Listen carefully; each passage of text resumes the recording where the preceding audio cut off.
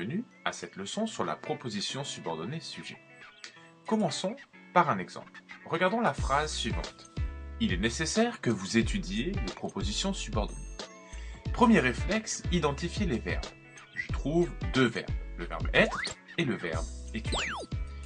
Je peux donc constater qu'il y a une proposition principale, il est nécessaire, et une proposition subordonnée, ici, on va l'appeler la proposition subordonnée sujet.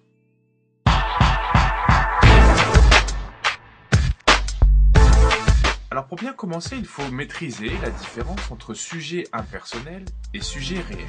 Je vous pose la question, qu'est-ce qu'un sujet impersonnel? Alors c'est très simple, le sujet impersonnel exprime une action sans relation à un sujet déterminé. En général, on utilise le pronom « il » ou « cela », mais ça peut être d'autres pronoms, qui ne représentent pas une personne dans cette situation. Je prends un exemple, ça sera plus simple. Il faut que tu partes maintenant. Le « il » est un pronom, mais le « il » ne représente pas une personne dans cette situation. Le « il » représente simplement le fait qu'il faut partir. Que tu partes, en l'occurrence, maintenant. Deuxième exemple. Il est nécessaire de faire du sport. Ce « il » ne représente pas une personne dans cette situation. De même, c'est beau, le C' ici, est un sujet impersonnel. Tout comme le dernier exemple, cela me dérange. Ce sujet impersonnel exprime une action, et cette action n'a pas de relation à un sujet déterminé.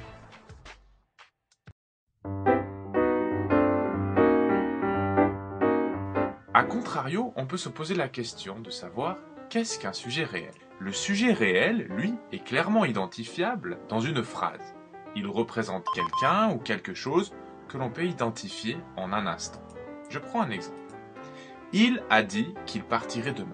Le « il » est clairement identifié comme étant une personne. Ici, selon mon exemple, c'est John. John a dit qu'il partirait demain.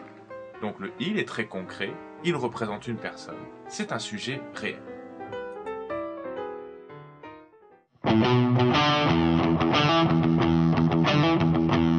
Voyons voir maintenant la place de la proposition principale et celle de la proposition subordonnée sujet. En général, la proposition principale se trouve avant la proposition subordonnée sujet. Si c'est le cas, vous disposez de trois moyens pour bien l'identifier. Premièrement, la proposition principale possède un sujet impersonnel.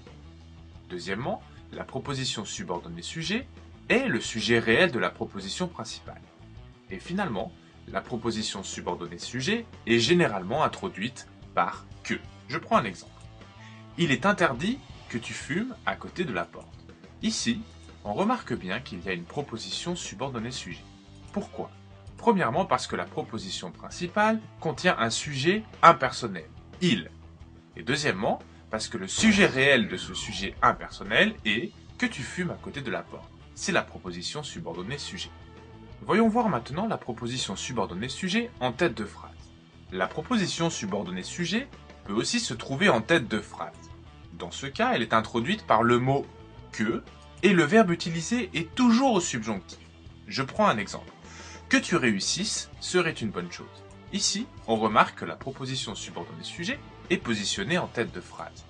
La proposition principale arrive par la suite et est exprimée par « serait une bonne chose ». Si on utilise un sujet impersonnel pour désigner cette proposition principale et que l'on l'inverse, on obtiendrait « il serait une bonne chose » ou « ce serait une bonne chose que tu réussisses ». Laissez-moi vous proposer une méthode d'identification. Analysons les deux phrases suivantes. Phrase A, il faudrait que je termine mes devoirs. Phrase B, il a dit qu'il partirait demain.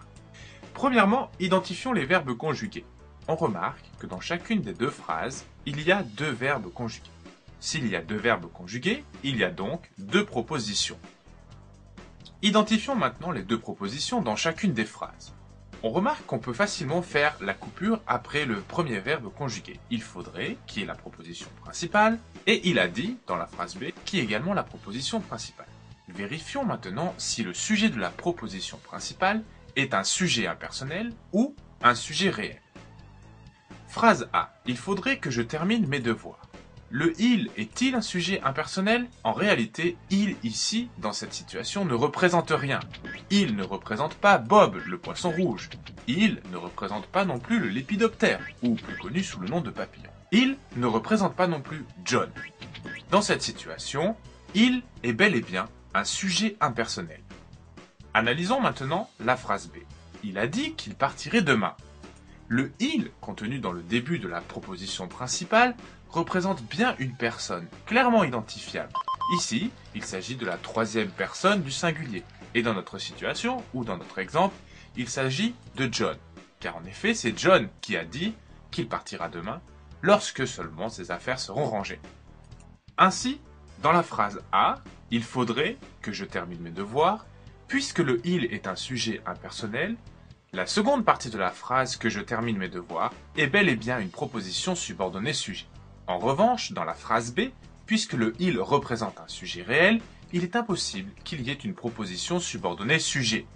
Qu'il partirait demain n'est donc pas une proposition subordonnée sujet, car le sujet de la principale est bel et bien un sujet réel.